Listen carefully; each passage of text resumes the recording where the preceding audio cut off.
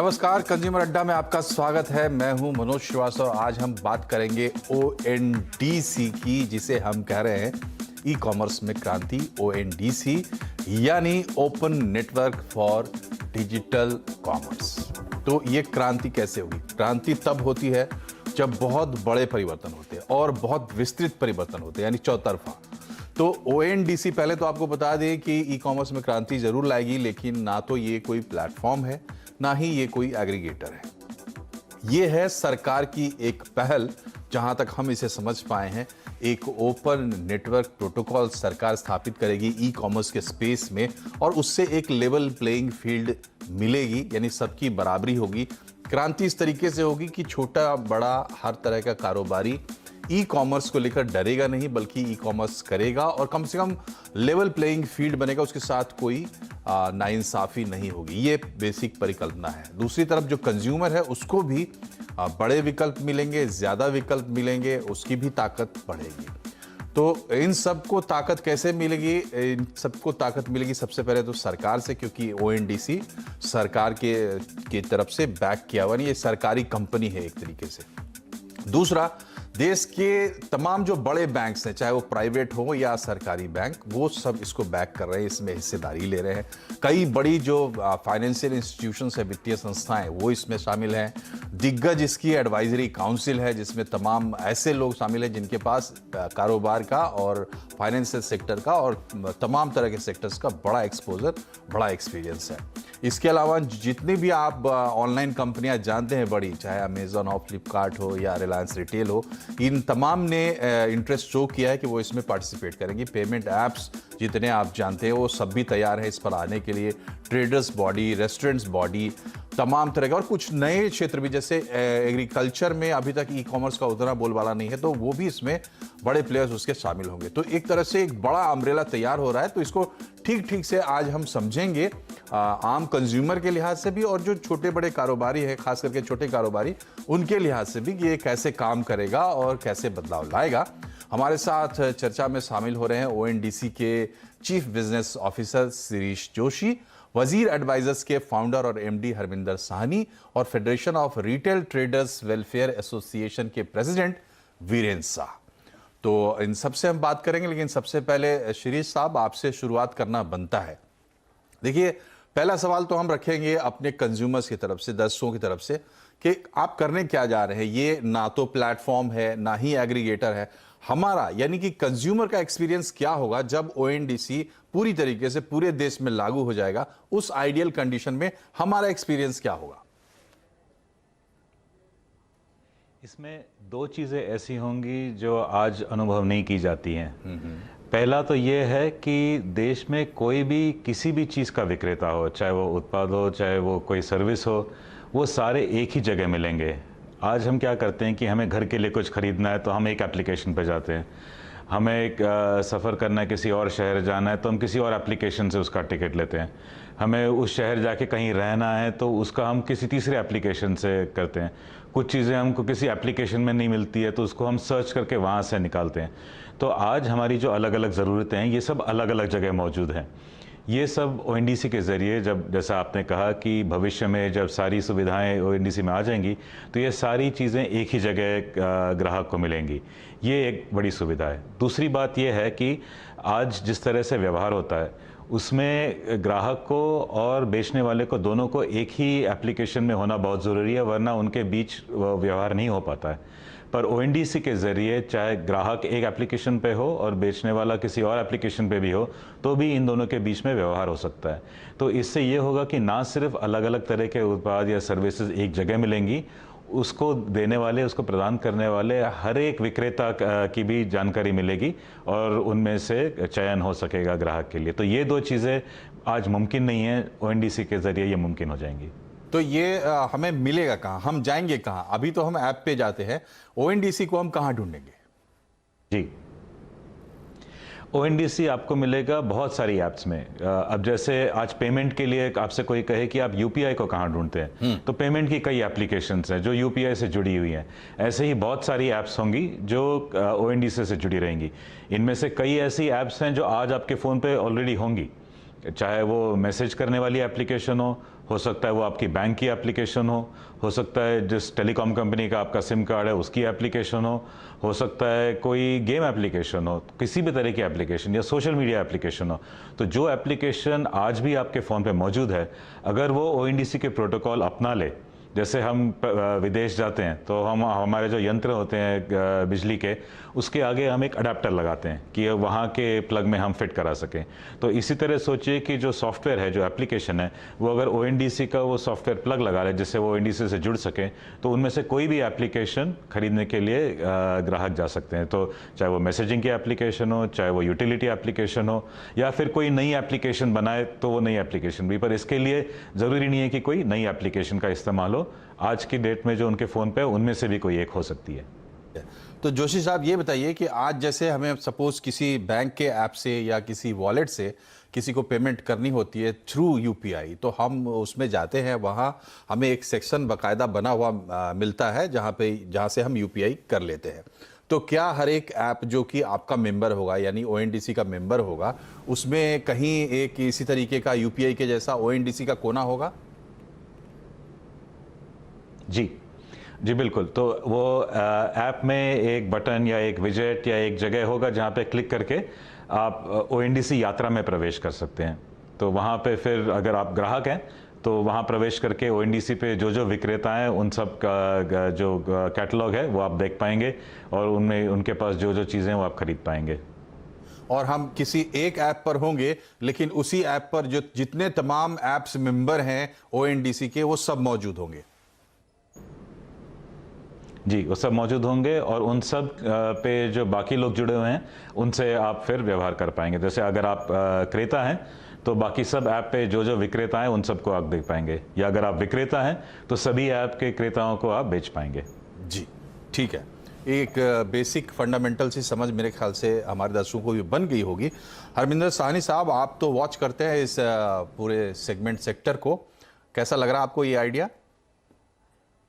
क्रांतिकारी ही कहेंगे इसको तो, क्योंकि ऐसा ना तो दुनिया में मेरे ख्याल से कंसीव भी नहीं किया है, क्योंकि बहुत सारी सरकारों ने अगर देखें डेवलप कंट्रीज के अंदर, उन लोगों ने इन चीजों को बिल्कुल ही पब्लिक यूटिलिटी ना मान के इंटरनेट को, ई कॉमर्स को उनको प्राइवेट कंपनीज पे ही छोड़ा हुआ है। तो चाहे हम यहाँ पे यूपीआई की बात अभी कर रहे थे और या हम अभी बात करें ओएनडीसी की, तो आई थिंक ये सोच ही बिल्कुल अलग है। तो इसका तो कोई भी कंपैरिजन ढूंढना भी मुश्किल है, और अपने आप में क्रांतिकारी चीज इसलिए कहूंगा क्योंकि ये बहुत तेजी से ये तो समझ में आ ही गया कि भाई गूगल जाते हैं तो सारी दुनिया की नॉलेज है, अमेज़न जाते हैं तो ए टू जी सारी चीज मिलती है, लेकिन वो लिमिट नहीं है।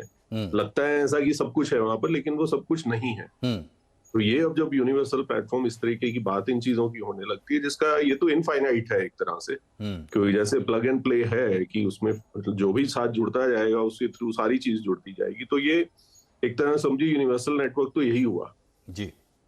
तो अब इसको डिपेंड करता है अब इसको किस तरीके से टेक्नोलॉजी वाइज जो उसकी स्टेबिलिटी है और वो सब देना है। और मुझे कोई डाउट नहीं है, क्योंकि ये तो बहुत सालों से हम लोग बात करते हैं प्रोफेशनल वर्ल्ड में कि भी सारी दुनिया, इंडिया की आईटी इंडस्ट्री जो है सारी दुनिया को टेक्नोलॉजी की यात्रा पे आगे ले जा रही है। यहाँ क्यों नहीं हम कर सकते? ये बात होती है टीसीएस इस क्वार्टर 50,000 आदमी हायर करेगा, इन्फोसिस 25,000 आदमी हायर करेगा, तो क्यों नहीं 5, 10, 15,000 लोग लग के कुछ ऐसी चीज इंडिया में क्यों नहीं बनाते जी। तो लेकिन सबका अपना बिजनेस मॉडल है, वो सब चीजें वो कर रहे थे। तो सानी साहब ये बताइए कि ये जो पूरा कॉन्सेप्ट है, जिस तरीके से गवर्नमेंट इसको आगे बढ़ा रही है, उसमें बात ये आ रही है कि ई कॉम में जो भी परेशानियां या आप चाहे उसको जो इश्यूज निकल के आ रहे हैं सामने, उन सबको ये एड्रेस करेगा। और गवर्नमेंट इसमें कोई इंटरवेंशन करने नहीं जा रही है, बल्कि एक इनेबलर टाइप का एक एक्टिविटी आप समझिए ओएनडीसी की होगी, वो एक इनेबलर होगी।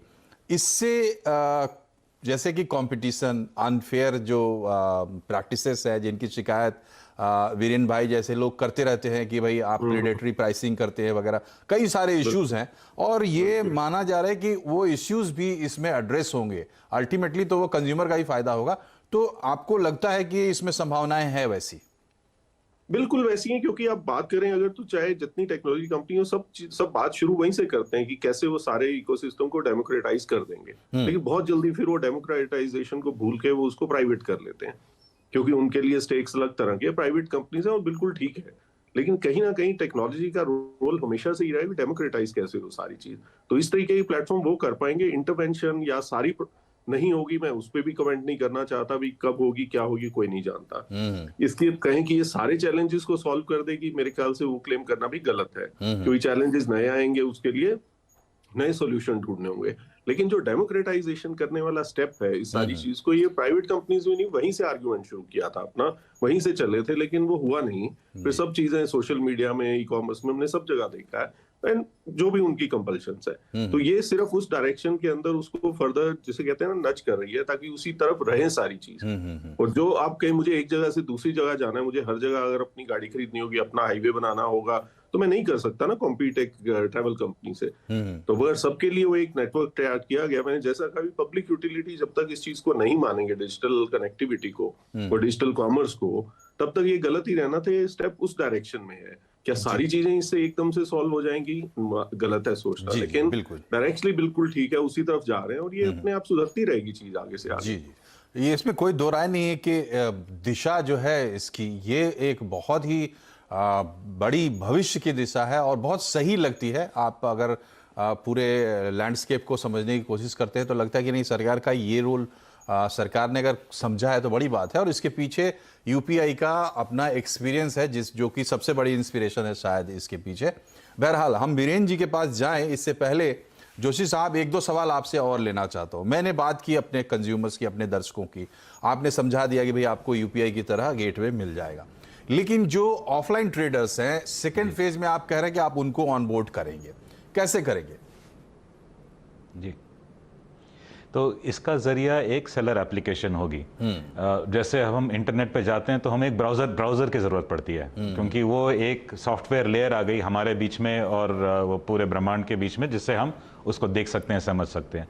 तो ऐसी सेलर एप्लीकेशन होगी। वो सेलर एप्लीकेशन विक्रेता के कैटलॉग को और उनकी इन्वेंट्री को नेटवर्क के सामने रखेगी। तो कोई भी क्रेता अगर किसी आइटम के लिए सर्च कर रहा है तो वो सर्च सेलर एप्लीकेशन पे आएगी। सेलर एप्लीकेशन उन कैटलॉग में ढूंढेगा कि इससे मैचिंग कुछ है या नहीं। अब जहां मैच आ गया, वो मैच वाला आइटम वापस बायर साइड की एप्लीकेशन पे भेजेगा। तो उसमें से फिर बायर उसका ग्राहक उसका चयन करके उसको ऐड टू कार्ट, पेमेंट और फिर ट्रैकिंग। जी, ये बताइए जोशी साहब कि आप लोग जो लॉजिस्टिक्स प्लेयर्स हैं और जो पेमेंट प्लेयर्स हैं, उनको भी ऑनबोर्ड कर रहे हैं। क्या वही लोग इनको, जैसे जो सेलर ऐप है वो ऐप तो हो जाएगा, लेकिन उनकी लॉजिस्टिक्स, पेमेंट्स वगैरह में भी आप मदद करेंगे? लॉजिस्टिक्स में करेंगे, पेमेंट्स में नहीं। पेमेंट ये बायर और सेलर ऐप के बीच में है। पेमेंट में ओएनडीसी नहीं आएगा बीच में।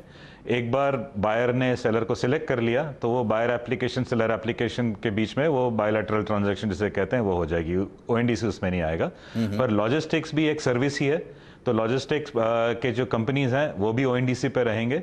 और इसका मतलब आप इसको बिल्डिंग ब्लॉक्स की तरह सोचिए कि लॉजिस्टिक्स किसको चुनना है वो चुन सकता है। अगर ग्राहक चुनना चाहता है कि दुकान को मैंने चुन लिया, अब ये कैसे मेरे घर तक पहुंचेगा ये मुझे चुनना है, तो ग्राहक डिलीवरी कंपनी चुन सकता है। या फिर जो विक्रेता अगर वो चाहे कि मैं चुनूंगा कि ये कैसे डिलीवर होगा, तो वो चुन सकता है। या विक्रेता ये भी तैयारी रख सकता है कि उसका अलग से नेटवर्क पे नहीं, नेटवर्क के बाहर उसका कॉन्ट्रैक्ट है किसी डिलीवरी कंपनी के साथ जो भारत में कहीं भी डिलीवर कर सकती है। तो वो भी एक तरीका हो सकता है। तो ओएनडीसी का उद्देश्य यही है कि इसको अगर हम अनबंडल करें कि हर संस्था अपना अपना काम अलग से करे और इसको जैसे चाहे फिर जोड़ा जा सकता है। जो भी अलग अलग पार्ट्स है इसके मिलके एक ई कॉमर्स के वैल्यू चेन तैयार कर सकते हैं।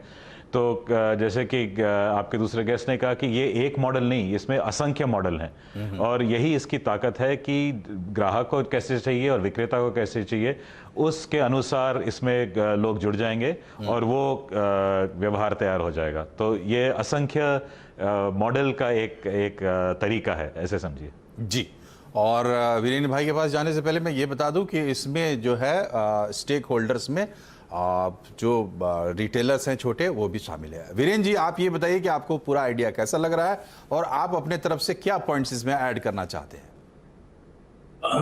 आइडिया बहुत अच्छा है, सुनने में अच्छा लग रहा है, लेकिन प्रैक्टिकल कितना ये सक्सेसफुल होगा उसके लिए मुझे डाउटफुल है। मेरा 2-3 सवाल है, क्योंकि मैं ज़्यादा समय नहीं निकालना चाहता, सीधा स्ट्रेट पॉइंट पे जाना चाहूँगा। जैसे कि नाइक शर्ट है या लीवाइस जीन्स है या मोबाइल है, कोई भी ऐसा मोबाइल है, जैसे हम गूगल में डालते हैं तो गूगल में हम नाइक या शूज का कोई ब्रांड डाल देवे या मोबाइल का ब्रांड डाल देवे तो काफी सारे वेब खुल जाते हैं और उसमें पता चलता है कि कौन सा सस्ता है। तो क्या ये ओएनडीसी ये काम करेगा? जी पहला ठीक है, question पहला ये सवाल ले लेते हैं, पहला सवाल ले लेते हैं। जोशी साहब, इनका सवाल ये है कि अब जैसे जो दूसरे प्लेटफॉर्म से सबके एआई काम करते हैं उसके हिसाब से हमारे सामने तस्वीर आती है, आपने इसके बारे में क्या सोचा है? जी, तो ओएनडीसी में एक ग्रुप रहेगा ग्राहक एप्लीकेशन का और एक ग्रुप रहेगा विक्रेता एप्लीकेशन का।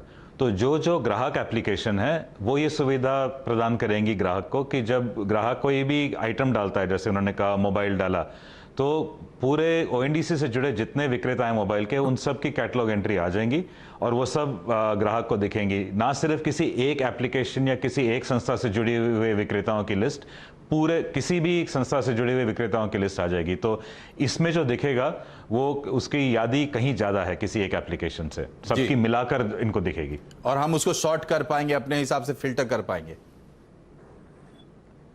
जी, तो ये ग्राहक एप्लीकेशन की सुविधा होगी कि वो रेटिंग के हिसाब से, दाम के हिसाब से, डिलीवरी स्पीड के हिसाब से, या सेलर के नाम से या ब्रांड के नाम से, तो जिस तरह से ग्राहक आमतौर से इसको फिल्टर करते हैं और शॉर्टलिस्ट करते हैं, वो सब सुविधाएं यहाँ पे ग्राहक एप्लीकेशन देंगी। वीरेंद्र जी, दूसरा सवाल। मेरा दो सवाल और है। एक सेकंड क्वेश्चन मेरा ये है कि जैसे कि फ्लिपकार्ट है या अमेजोन है, ये हर सालाना 2000-3000 करोड़ के नुकसान ही करता है और उसी को हम प्रीडेटरी प्राइसिंग के रूप में एलिगेशन रखते हैं, क्योंकि नुकसान कभी होता है जब आप कॉस्ट से नीचे माल बेचते हैं, तभी होता है। तो क्या ओएनडीसी की वेबसाइट पे या ओएनडीसी के ऐप पे या ओएनडीसी अगर डायरेक्ट गूगल पे आ रहा है, तो क्या आपको लगता है कि Amazon, see after all at the end of the day ग्राहक भगवान है, उसको जहां पे सस्ता मिलेगा वहां जाएगा, वो ओएनडीसी नहीं देखेगा या अमेजोन नहीं देखेगा, फ्लिपकार्ट नहीं देखेगा, ठीक है, जिसको वहां पे सस्ता मिलता है वहां ठीक जाएगा। है। क्या ये ओएनडीसी के मैंडेट में है? जोशी साहब, क्या ये ओएनडीसी के मैंडेट में भी है कि आप इस तरह के इश्यूज को भी एड्रेस करने की कोशिश करेंगे? जी, जैसे मैंने कहा कि ओएनडीसी एक मॉडल नहीं है, असंख्य मॉडल हैं।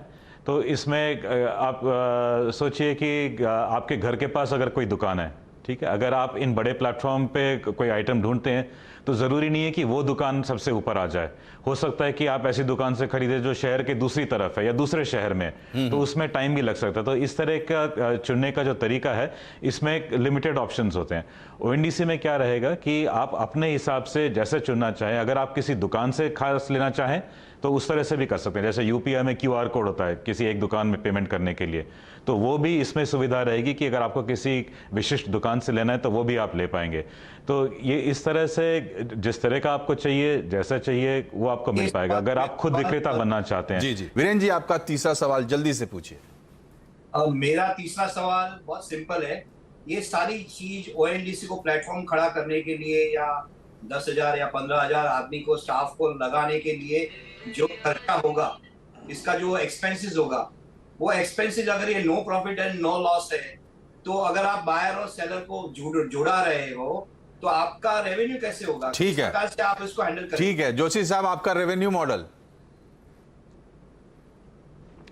पहली बात तो ओएनडीसी एक सेक्शन 8 कंपनी है, नॉट फॉर प्रॉफिट जी। तो हमारे कंपनी में जो शेयर होल्डर्स हैं उनको डिविडेंड नहीं दिया जाएगा। ठीक है, जैसा कि आपने सही बताया कि इसमें सरकारी बैंक, प्राइवेट बैंक, वित्तीय संस्थाएं, ये सब इन्होंने अपना कंट्रीब्यूशन दिया है। तो ये इसके लिए दिया है कि पब्लिक के हेतु के लिए कुछ चीज़ बनाई जा सके।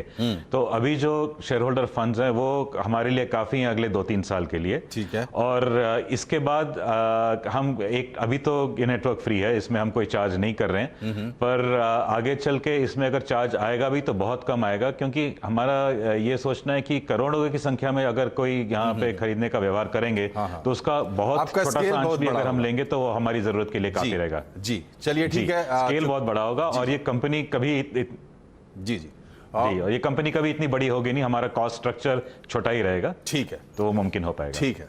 तो वीरेंद्र जी की बारी हो गई, क्योंकि समय कम है, इस पे तो आप बहुत बात कर सकते हैं। सानी साहब, आप कुछ जानना चाहेंगे या कोई कमेंट आपका होगा, क्योंकि आप भी तो एक्सपर्ट हैं इस फील्ड के। मेरा जो बीच में ही मैंने एक लिमिटेड पॉइंट जो किया था, अभी टेक्नोलॉजी कंपनीज का सबसे बड़ा जो उनकी वैल्यू है और जो उनकी खर्चा भी सबसे बड़ा है जो रहता है, जिसके लिए वो हमेशा पैसा रेज करते रहते हैं। मैं सिर्फ टेक्नोलॉजी इंफ्रास्ट्रक्चर कंपनीज की बात करता हूँ कि टेक्नोलॉजी अपग्रेडेशन की जहां बात आती है, क्योंकि लगातार उसको अपग्रेड चाहिए, लगातार नई से नई चीजें आती रहती हैं, तो उनको उसके साथ साथ चलना पड़ता है। और फिर ये जब करोड़ों लोगों की डीलिंग्स की जब बात आएगी, तो स्टेबिलिटी जो है उसकी प्लेटफॉर्म की और कंसिस्टेंसी, कि कभी भी इसको ठीक से चलते रहना और क्रैश नहीं होना है, या इसको वायरस अटैक्स और उन सब से बचाना है, तो वो सारी चीजें की जो प्राइवेट कंपनी, वो काफी महंगा सौदा है, एटलीस्ट जो हमें समझ में आता है देख के कि इतना पैसा लोग रेस करते हैं और इतना बर्न करते हैं। डिस्काउंटिंग को छोड़ दिए, मैं टेक्नोलॉजी प्लेटफॉर्म्स की बात करता हूँ। तो आई थिंक कहीं ना कहीं वो जो पार्ट है, यही इन चीजों के बारे में कुछ अगर पढ़े, तो पहले कुछ सालों में ये डिस्कशन दूसरे देशों में थी कि भाई ये सरकारें क्यों नहीं कर रही हैं, तो यही समझ में आया कि सरकारें इससे पेस नहीं रख पाएंगी और इतना पैसा पब्लिक मनी नहीं ला पाएंगी वो उसमें, बार बार उनको वापिस आना पड़ेगा पैसा मांगने के लिए। तो वो मैं समझना चाहता था कि ये क्योंकि दूर से देख के समझ में। जोशी साहब, संक्षेप में अगर आप इसका कोई जवाब दे पाए। जी, पहली बात तो जो उन्होंने कहा बिल्कुल सही कहा कि जो टेक्नोलॉजी कंपनीज हैं उनको खर्चा करना पड़ता है, क्योंकि हर कंपनी वही चीज़ खड़ी कर रही है। वही जैसे ई कॉमर्स में अगर लिया जाए तो सभी कंपनीज अपना इन्वेंट्री मैनेजमेंट बना रही है, अपनी वेयर हाउसिंग बना रही है, या आप फूड डिलीवरी कंपनीज देखेंगे तो सब लोग मोटरसाइकिल वाले और ड्राइवर्स इकट्ठा कर रहे हैं ताकि वो डिलीवर कर सकें। तो ऐसा क्यों ज़रूरी है कि हर कोई वही चीज़ उसको डुप्लीकेट करते जाए? पहले वो डुप्लीकेट करेंगे, उसमें खर्चा है, उसके बाद फिर ग्राहक को अपने प्लेटफॉर्म पे लाने के लिए उस पर खर्चा है, तो ये सब एक्स्ट्रा खर्चा है। एक बार अगर ग्राहक किसी एक एप्लीकेशन से जुड़ जाए तो बार बार उसको 10 एप्लीकेशन में क्यों लाना है? वो एक ही एप्लीकेशन से अगर ये सारा काम कर पाए तो और एप्लीकेशंस को उस पर खर्चा करने की ज़रूरत नहीं। तो क्योंकि ग्राहकों को भी एक ही कनेक्शन चाहिए, विक्रेता को भी एक ही कनेक्शन चाहिए। हम जब मोबाइल ऑन करते हैं तो हम 100 टावर से तो कनेक्ट नहीं होते हैं, एक ही टावर से कनेक्ट होते हैं, क्योंकि एक ही ज़रूरी है पूरी दुनिया से कनेक्ट होने के लिए। तो यही बदलाव ये पूरे सिस्टम का पैसा बचाएगा कि डुप्लीकेशन यहाँ ख़त्म हो जाएगा, डुप्लीकेशन की ज़रूरत ही नहीं है।